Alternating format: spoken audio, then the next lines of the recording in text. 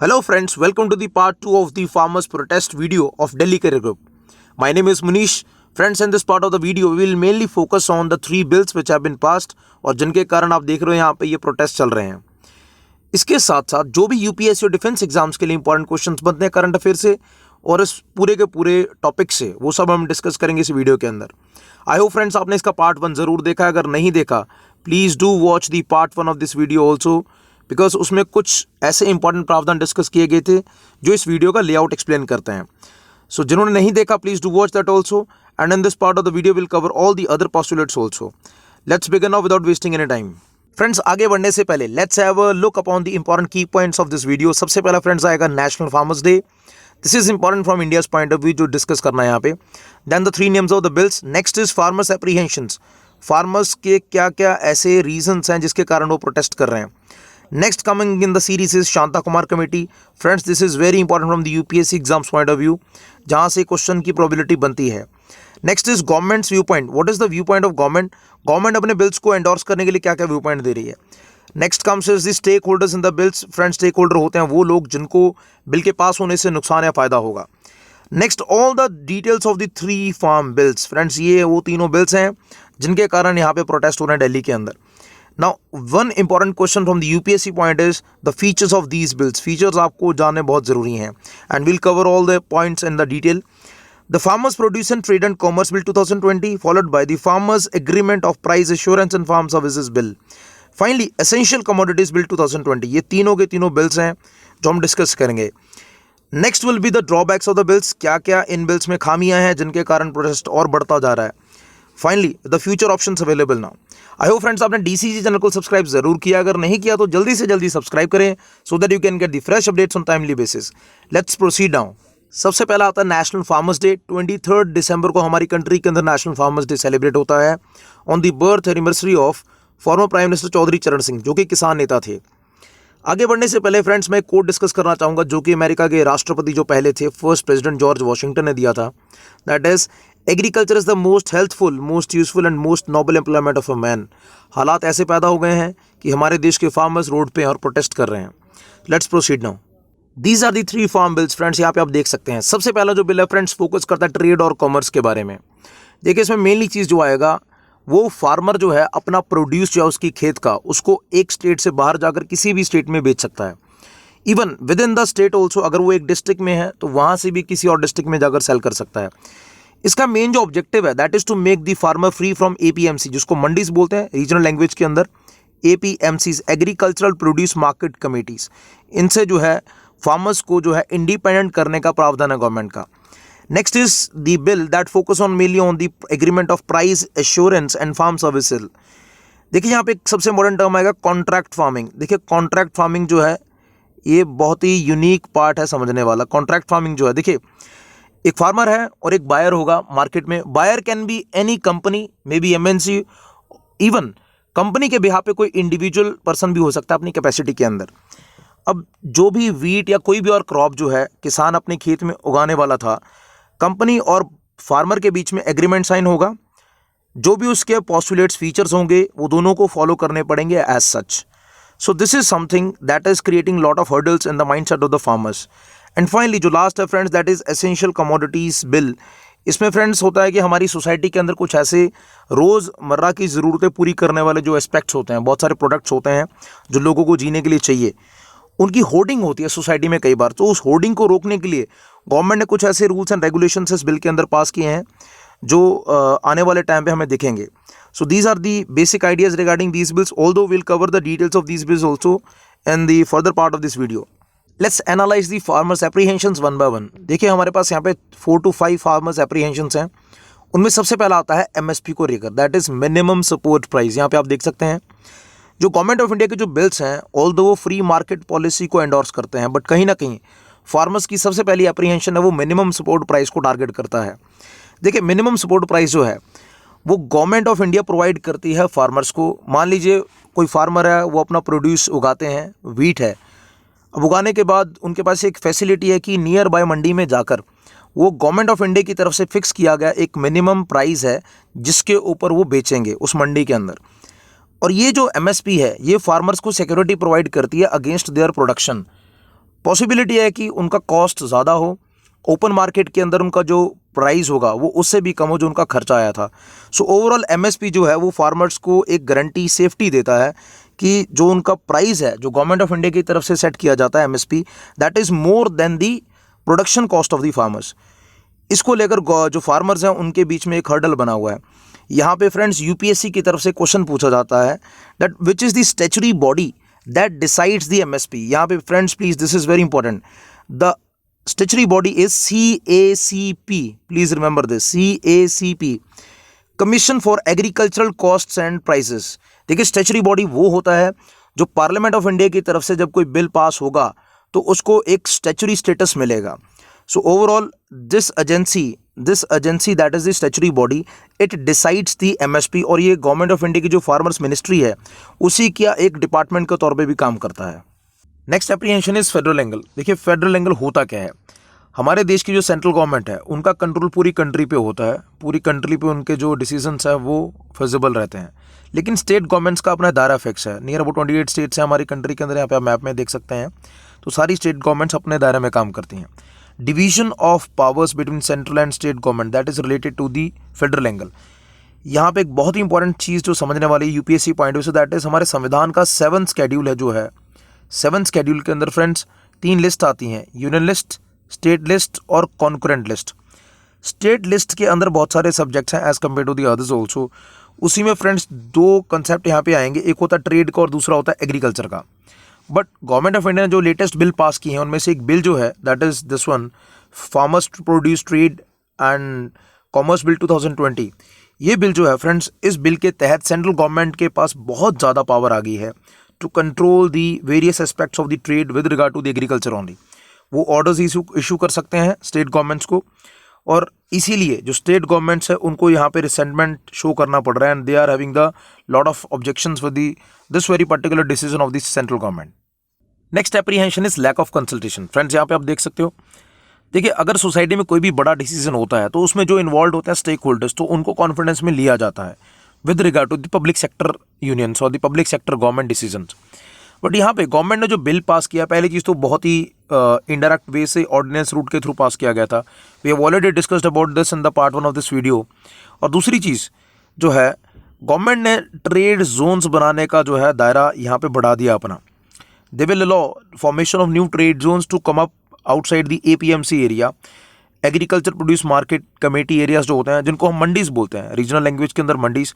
So that means एक already existing public sector मंडी के parallel एक प्राइवेट मंडी जो है वो यहाँ पे बनने जा रही है। इसी को लेकर जो फार्मर्स है उनको सबसे बड़ा एप्रीहेंशन यहाँ पे विजिबल होता है उनका।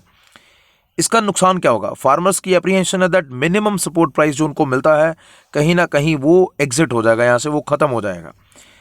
एक बहुत ही सिंपल एग्जांपल मैं दूंगा यहाँ पे, आपने BSNL का नाम सुना होगा, भारत संचार निगम लिमिटेड कंपनी, हमारी public sector company, telecommunication company domain है इसका। अब as compare to the private sector companies, BSNL का जो दायरा है by giving the services with regard to the private sector companies, वो कहीं ना कहीं पीछे रह गया, क्योंकि BSNL के कंपैरिजन में हमारे इंडिया के अंदर जो प्राइवेट सेक्टर की कंपनीज है वो बहुत फार बेटर जो टेलीकम्युनिकेशन सर्विसेज है वो प्रोवाइड करती हैं।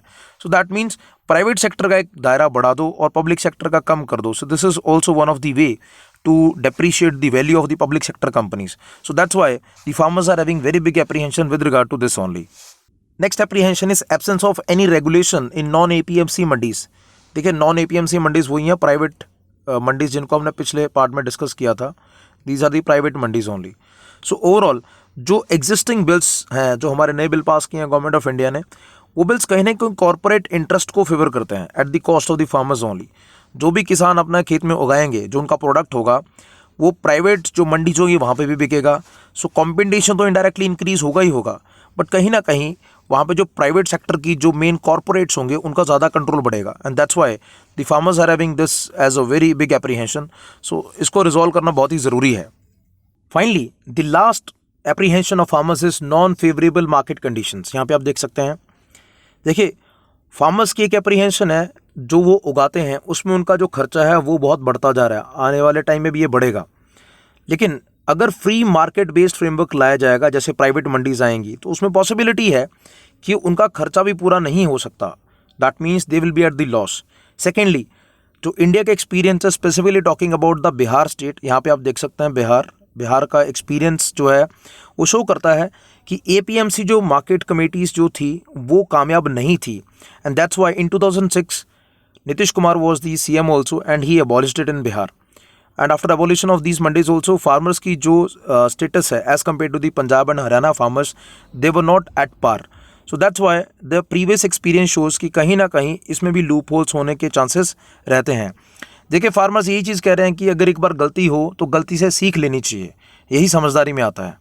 2015 में शांता कुमार नाम की एक कमेटी बनाई गई थी। यहाँ पे आप देख सकते हो Shanta Kumar senior BJP leader है, इनकी अध्यक्षता के अंदर इस कमेटी में टोटल 6 मेंबर्स से इंक्लूडिंग हिम ऑल्सो। इस कमेटी का जो मकसद था that was to see the various loop holes in FCI, food corporation of India पे आप देख सकते हो। फूड कॉर्पोरेशन ऑफ इंडिया के जो फाइनेंशियल मैनेजमेंट है उसको इंप्रूव करना, उनकी जो ऑपरेशनल एफिशिएंसी है उसको भी इंप्रूव करना, इसके साथ साथ storage and distribution of food grains, जो किसान अपना उगाते हैं अपना क्रॉप्स, उसका जो भंडार है एमएसपी पर लेकर फूड कॉर्पोरेशन ऑफ इंडिया जो गवर्नमेंट की एक ऑर्गेनाइजेशन जो स्टोर करती है, उन कमियों को दूर करने के लिए कमेटी को बनाई गई थी। और इस कमेटी ने 2015 जनवरी में अपनी जो है रिपोर्ट वो गवर्नमेंट ऑफ इंडिया को सौंपी थी, और उसके अंदर ऐसे कुछ प्रावधान थे जिनमें से एक एमएसपी को टारगेट करता है। अब वो जो फीचर्स हैं वो हम आगे जानते हैं इसके बारे में। So these are the important recommendations of Shanta Kumar committee. यहाँ पे आप देख सकते हैं these are the important recommendations. Friends, UPSC के कुछ सीनियर लेवल के जो एग्जाम्स होते हैं उनमें यहाँ से एक स्टेटमेंट बेस्ड क्वेश्चंस बनता है। बहुत बार ऐसे क्वेश्चंस पूछे भी जा चुके हैं जहाँ से आपको फीचर पूछा जाता है। So coming back to this, कौन सी ऐसी रिकमेंडेशन है जिसने सबसे ज़्यादा प्रॉब्लम क्रिएट किया है फार्मर्स के लिए? That is the third recommendation. It is to stop the bonuses on minimum support price paid by the states to the farmers, और इसके साथ साथ कैश ट्रांसफर सिस्टम को स्टार्ट करना so that the MSP and the food subsidy amounts can be directly transferred to the accounts of the farmers. Main चीज़ क्या है, farmers की जो एमएसपी है उसको रोककर फार्मर्स के खाते में डायरेक्टली कैश बेनिफिट ट्रांसफ़र के तौर पे पैसा डालना। अब कहीं ना कहीं उससे क्या होगा, किसानों को जो भी लीवरेज मिलता है वो ख़त्म हो जाएगा, और दूसरी चीज़ ये गवर्नमेंट की प्रिविलेज होगी वो कितना पैसा डालना चाहते हैं, and that's not clear as of now, अभी वो सिर्फ प्लानिंग प्रोसेस के अंदर है। इसके साथ साथ फ्रेंड्स दो और रिकमेंडेशन जो है यहाँ पे आप देख सकते हैं। First one was to reduce the number of beneficiaries under the food security act from 67% to 40%। Please remember this very fact status data, जहाँ से क्वेश्चन बनने का चांस है। And also to allow the private players to procure and store food grains. Now this is that is happening in this bill, और यही चीज़ जो है ये दोनों के दोनों जो है these are very much relevant to the today's bills which have been passed by the government of India in the parliament. These are the other recommendations of Shanta Kumar committee. Friends, यहाँ पे देखिए जो फोर्थ है, इट शोज दैट एफसीआई जो food corporation of India कहीं ना कहीं इसको अपने आप को ज़्यादा इन्वॉल्व करना चाहिए प्रोक्योरमेंट ऑफ फूड ग्रेन्स की उन स्टेट्स के लिए जो स्टेट्स पुअर हैं इंफ्रास्ट्रक्चर के तहत भी, जहाँ पे स्टोरेज हाउसेज नहीं हैं। फॉर एग्जांपल नॉर्थ ईस्ट की कुछ स्टेट्स हैं या ईस्टर्न इंडिया की कुछ स्टेट्स हैं। बट मेन थिंग इज़ वो स्टेट जो बहुत ही अच्छा परफॉर्म कर रही हैं उनको इससे एग्जेम्पशन दिया जाना चाहिए। For example Haryana, Punjab, Andhra Pradesh, Chhattisgarh, Madhya Pradesh and Odisha. So the state should be given the privilege to do the procurement at their own. Even states की जो एजेंसीज है वो भी प्रोक्योरमेंट कर सकता है। Next is levy price. देखिए लेवी प्राइस है क्या, सेंट्रल गवर्नमेंट जो मिल्स होती हैं जहाँ पे राइस आता है, मिल से कुछ परसेंटेज का जो राइस है वो इंपोर्ट करती हैं डायरेक्टली एफसीआई के लिए। It varies from 25 to 75% usually, और जो सरप्लस जो बचा हुआ राइस होता है that is sold in the market, open market, and this is called the levy rice, और इसको अबॉलिश करने का जो है रिकमेंडेशन प्रावधान दिया गया था। Finally the last one is to deregulate the fertiliser sector and provide the cash fertiliser subsidy of ₹7,000 per hectare to the farmers. कहीं ना कहीं आप देख सकते हो गवर्नमेंट का जो एक नई पॉलिसी के तहत वो चल रहे हैं जिसमें डायरेक्ट बेनिफिट ट्रांसफर की तरह कैश ट्रांसफ़र किया जाना चाहिए फार्मर्स के अकाउंट में किसी भी तरीके की सब्सिडी के तहत। अगर हम देख लें तो यहाँ पे फर्टिलाइजर सेक्टर के लिए भी जो सब्सिडी मिलती है उसमें भी गवर्नमेंट ऑफ इंडिया का यही प्रावधान उन्होंने अपना प्लान किया हुआ है। Now let's understand the governments view point on these 3 bills. क्यों गवर्नमेंट ये बिल्स लेकर आई है? देखिए सबसे पहला क्लियर मकसद जो गवर्नमेंट का दिखता है that is to remove the restrictions of private stock holding agriculture produce के ऊपर, और इसके साथ साथ ट्रेडिंग एरियाज को फ्री करना है मिडलमैन से and take the market to the farmer. Middleman friends they are like arhtiyas, हम आगे इसी वीडियो के फर्दर पार्ट में डिस्कस भी करेंगे उसके बारे में। और इसके साथ साथ ट्रेड इन एग्रीकल्चर कमोडिटीज़ को और स्मूदन करना, प्राइस एश्योरेंस प्रोवाइड करना फार्मर्स को, farm services including contract farming को और स्मूथ करना, and finally stock limits for essential commodities को और स्मूदन प्रोसेस के अंदर लेकर आना। So these are the basic identified areas of government's view point. इसके साथ will also cover the details part of this also. The aim of the bills is to reduce the government interference in the agricultural trade, और इसके साथ साथ जो middleman है, middleman का role भी यहाँ पे रिड्यूस करना है। And finally the taxes structure that is present in the APMC market, उसको भी स्मूदन करना गवर्नमेंट की तरफ से प्लान है।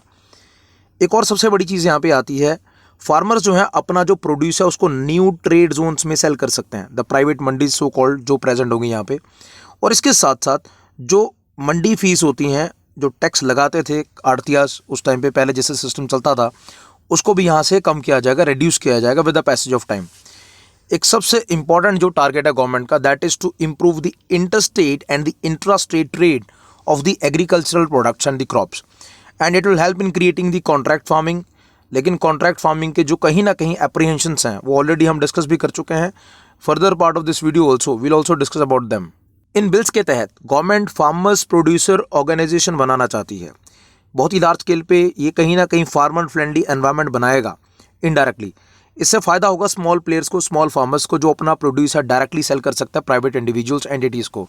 एक और सबसे बड़ा इंपॉर्टेंट पॉइंट यहाँ पे आएगा, that is the private investment will increase. जो फार्मर्स का जो बिजनेस है, जो उनका क्रॉप्स होता है, उसको स्टोर करने के लिए वेयर हाउसिंग बनाए जा सकते हैं। ग्रेडिंग सिस्टम होगा उनकी क्रॉप्स को लेकर, A, B, C, D। The good quality crops will be in the A, followed by the B, the lower quality, and finally the least quality products would be in the C। इसके साथ साथ marketing infrastructure भी improve होगा। And finally जो government का overall target है, that is to create one nation one market, वो भी कहीं ना कहीं गवर्नमेंट इसको पूरा करना चाहती है। Now let's look at the stake holders in the farm bills. तीनों फार्म बिल्स कौन कौन से ऐसे लोग हैं या ग्रुप्स हैं जिनको इन्फ्लुएंस करेंगे। देखिए कि यहाँ पे फार्मर्स हैं, second is consumers, third is middleman और the arhtiyas, and these are the individuals who will be badly affected. Finally is the state government. Farmers जो हैं वो प्रोड्यूसर भी अपनी क्रॉप का और सेलर भी होगा। By having a contract with the private entities they can sell their products, this is the privilege of the government. Next consumers, consumers include the people in the overall society. Government की तरफ से प्रावधान लग रहा है कि वो lower cost पे जो भी प्रोडक्ट्स हैं मार्केट में लेकर आएंगे, उनकी वैल्यू जो होगी बहुत लीस्ट कॉस्ट पे होगी और वो कंज्यूमर्स को प्रोवाइड की जाएगी।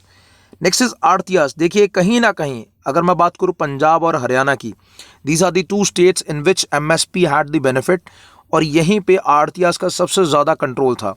दे will have the very bad effect on their economic status. उनका जो कंट्रोल है मंडीज पे वो डिक्रीज हो जाएगा, और इसीलिए पंजाब और हरियाणा में जो है सबसे ज़्यादा प्रोटेस्ट भी हो रहे हैं। स्टेट गवर्नमेंट्स का जो है, फ्रेंड्स इसके बारे में पहले भी डिस्कस कर चुके हैं, कुछ ऐसे सब्जेक्ट्स होते हैं जो स्टेट गवर्नमेंट्स के स्टेट लिस्ट के अंदर आते हैं। As the central government has created a new law, उसके तहत सेंट्रल गवर्नमेंट का कंट्रोल बहुत ही ज़्यादा बढ़ चुका है। सो इनडायरेक्टली आगे हम देखते हैं इसके बारे में भी कैसे कैसे जो डेटा फैक्ट्स हैं वो शो कर रहे हैं कि आने वाले टाइम पे स्टेट गवर्नमेंट्स का जो बेनिफिट है रेवेन्यू के तहत वो नुकसान पे आएगा। फ्रेंड्स यहाँ पे आप देखिए डेटा फैक्ट शो करते हैं कि पंजाब और Haryana, this is Punjab map, this is Haryana map, how these two states will be adversely affected by these bills as per the state governments privilege. Mandi tax, arhtiya commission, you can see here mandi tax और arhtiya commission जो भी state governments लगाती थी, it use to give near about 7,000 crore rupees as a transaction cost annually. वो कहीं ना कहीं states के कंट्रोल से बाहर चला जाएगा। There is about 8.5% and 7% of the total transaction cost collected by Punjab and Haryana respectively. But in case of the other states, it is near about 2.5 to 3.5% only. Therefore, the state revenue, ये दोनों जो states हैं friends, Haryana और पंजाब, इनका state का revenue drastically hit होगा। Now let's cover the details of the first bill. The first bill is Farmers Produce Trade and Commerce Bill 2020.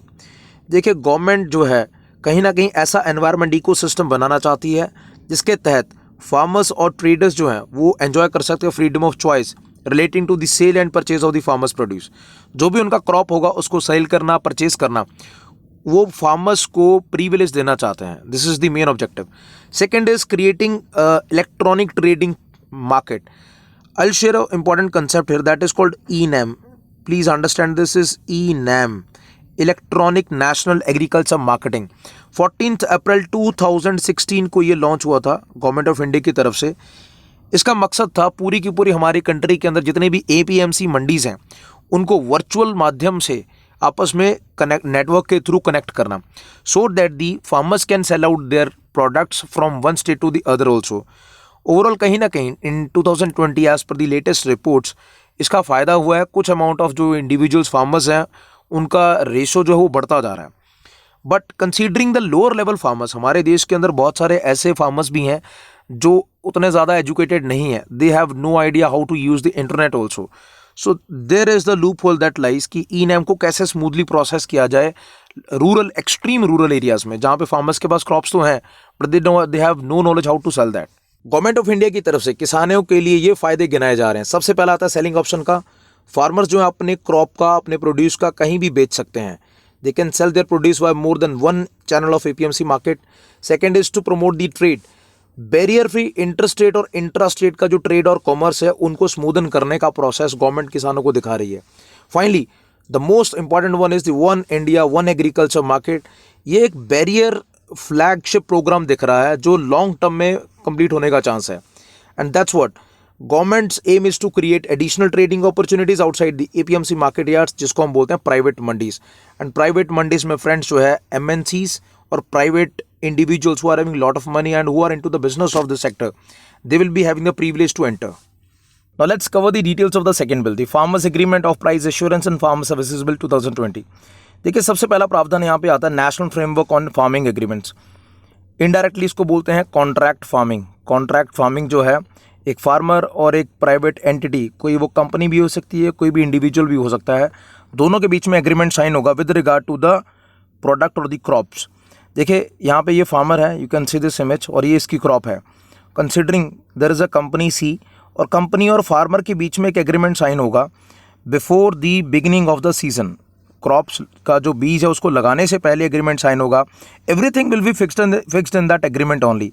जो भी हार्वेस्टिंग फेज़ के बाद जो उसका क्रॉप्स का जो वैल्यू पड़ेगा, उसके तहत जो भी वहाँ पे रेम्यूनरेशन आएगा, जो भी उसका पैसा बनेगा, कितना फार्मर को मिलेगा, सारे के सारे प्रावधान जो डिटेल्स हैं वो एग्रीमेंट में डालेंगे।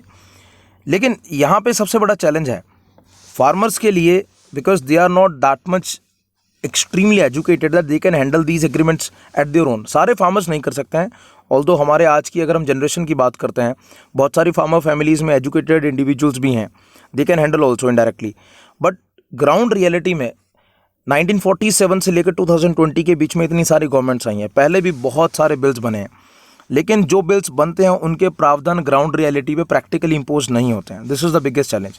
अब ये जो कॉन्ट्रैक्ट फार्मिंग का प्रावधान है, इनडायरेक्टली गवर्नमेंट की तरफ से ये दिख रहा है कि ये प्रोटेक्ट करेगा और एम्पावर करेगा फार्मर्स को to engage directly with the businessman by following the process of agriculture business.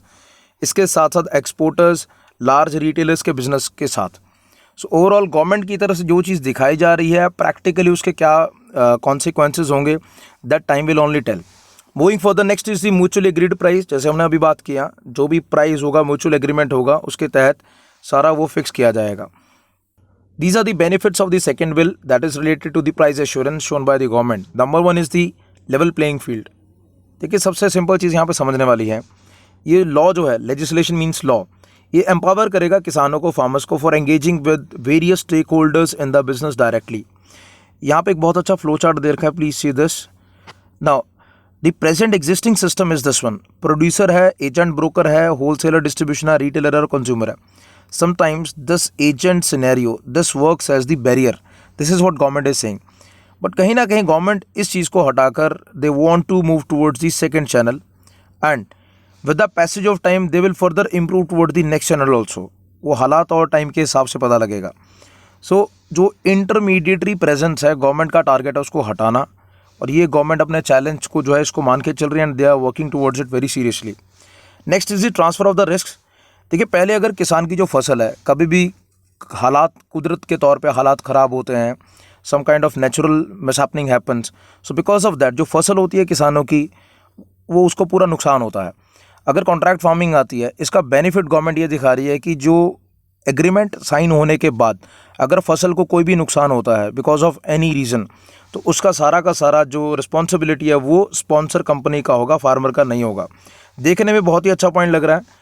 Let's see how it goes. Next is to attract the private sector investment. 1991 में हमारे देश के अंदर LPG एरा स्टार्ट हुआ था। Liberalisation, privatisation और globalisation. उसके तहत बहुत सारी MNCs, बहुत सारी प्राइवेट सेक्टर कंपनीज जो हमारे देश में एंटर हुई और एक प्राइवेट सेक्टर का जॉब सिनेरियो बढ़ता गया। Now this is what the government is trying to do into the agriculture domain. देखिए, प्राइवेट इन्वेस्टमेंट एक कैटलिस्ट की तरह एक्ट करेगा। Catalyst is something that works to increase the intensity of the business. और private sector की अगर investment आती है, उसमें MNCs इन्वेस्ट करेंगी। उनका सबसे पहला जो मेन ऑब्जेक्टिव होगा that is to build the supply chains for the supply of Indian farm produce to the national as well as the global markets.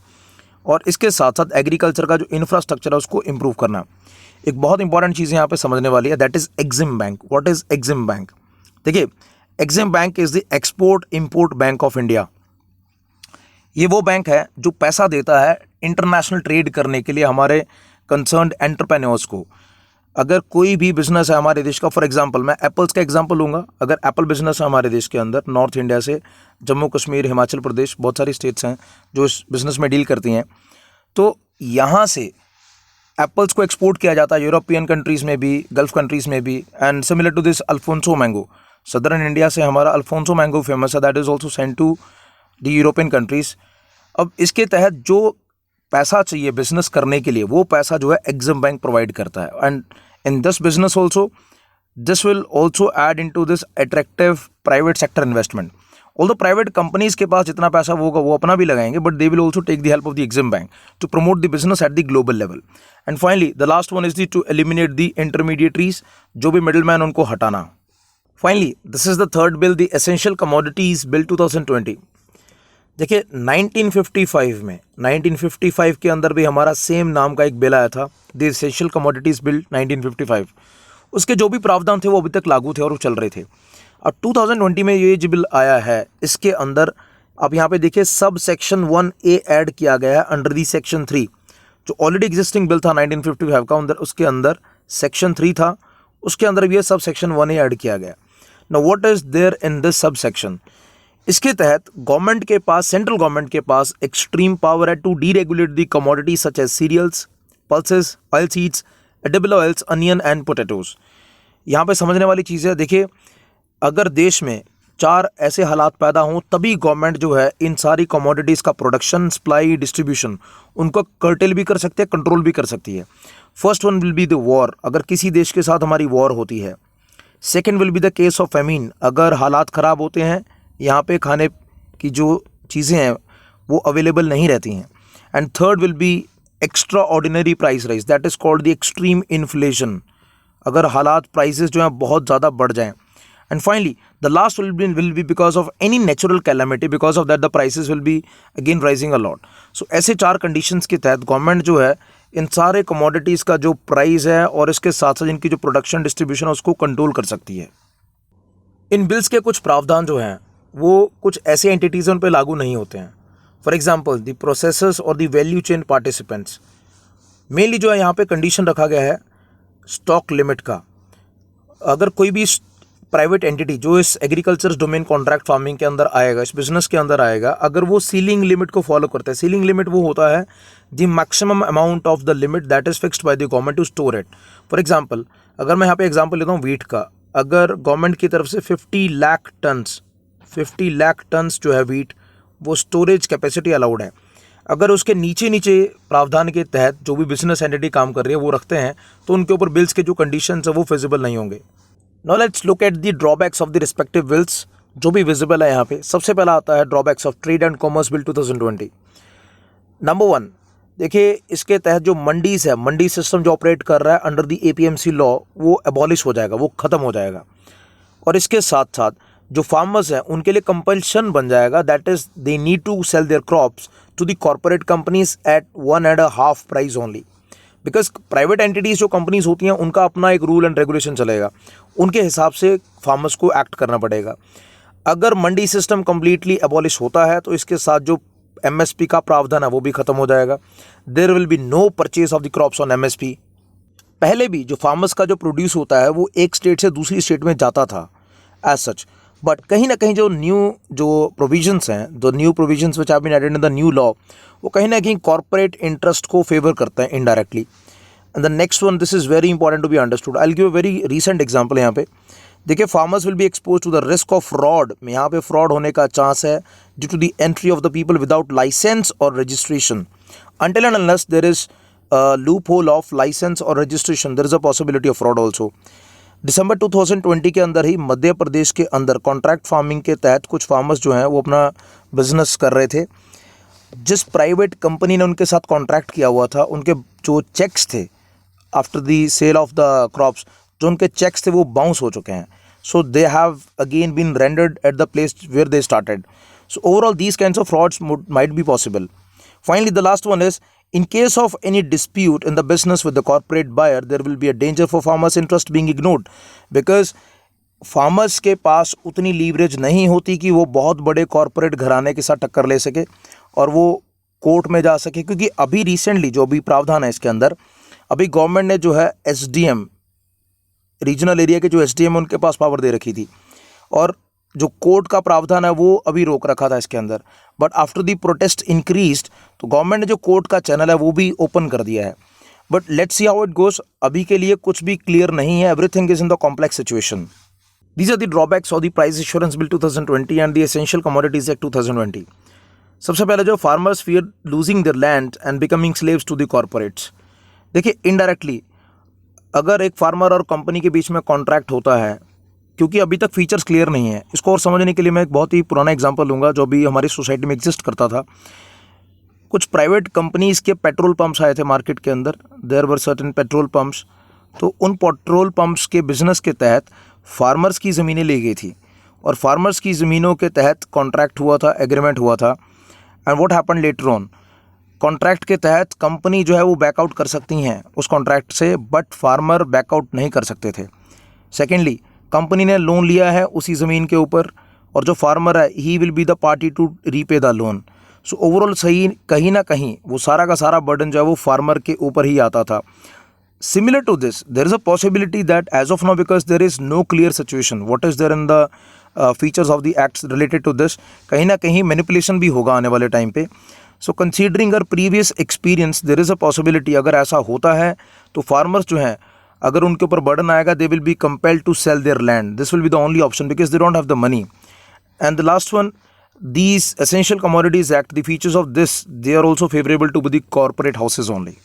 What are the future options available with the government with regard to these bills and to stop the unrest which is existing in the society? Number one is to improve the agricultural infrastructure to strengthen the competition. Government should fund the expansion of APMC market system, और इसके साथ साथ they must make the efforts to remove the trade cartels. Cartels होते हैं groups कुछ businessman के. इसके साथ साथ फार्मर्स के लिए बहुत अच्छी रोड्स प्रोवाइड करना, लॉजिस्टिक सपोर्ट्स प्रोवाइड करना और रियल टाइम इन्फॉर्मेशन प्रोवाइड करना. This is very much necessary in the coming scenario time period. Next is the empowering state farmers commissions. बहुत सारी नेशनल कमीशन जो फार्मर्स के उनकी रिपोर्ट्स भी आ चुकी हैं. दे हैव मेंशन्ड कि हमारे जो स्टेट्स के जो फार्मर कमीशंस हैं और यूनियंस हैं उनको स्ट्रेंथन करना चाहिए, because they have the real knowledge about the farmers. कहीं ना कहीं पॉलिसी सेंटर से ज़रूर बनती हैं, but there is lack of information also, the genuine information. But considering जो लोअर लेवल पे जो काम होता है जिसमें फार्मर्स भी इन्वॉल्व होंगे, एक्सपर्ट्स भी इन्वॉल्व होंगे, they might give the genuine updates and the policies would be better.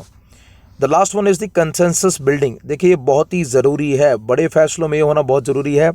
The central government should reach out to those opposing the bills, all the farmers and including these farmers also, and to explain them what is the need of the reform. और इसके साथ साथ उनको board पे लेकर आना ज़रूरी है ताकि वो समझें. जब तक वो नहीं समझते हैं तब तक ये अनरेस्ट रहेगा. So overall these are the few options which are available with the government of India. Finally, without strong institutional arrangements, कहीं ना कहीं जो फ्री मार्केट है वो बहुत सारे हमारे लाखों जो अनऑर्गेनाइज्ड स्मॉल फार्मर्स हैं उनको नुकसान पहुँचा सकता है, प्रोवाइडेड अगर इंस्टीट्यूशनल अरेंजमेंट्स प्रॉपर सेटअप ना हुए तो. Now most important thing is हमारी पूरी की पूरी इकोनॉमी जो है during this lockdown period, corona period का जो हमारा था, उसमें एग्रीकल्चर एक ऐसा सेक्टर था जिसने पूरी की पूरी इकोनॉमी को सस्टेन करवाया. So overall these were the important points which were related to the farmers protest and which were related to the exam oriented questions also. We have tried our best to cover all these things. I hope friends आपको ये video पसंद जरूर आएगा. That's it from this part of the video. See you in the next video. Till then bye bye, stay blessed.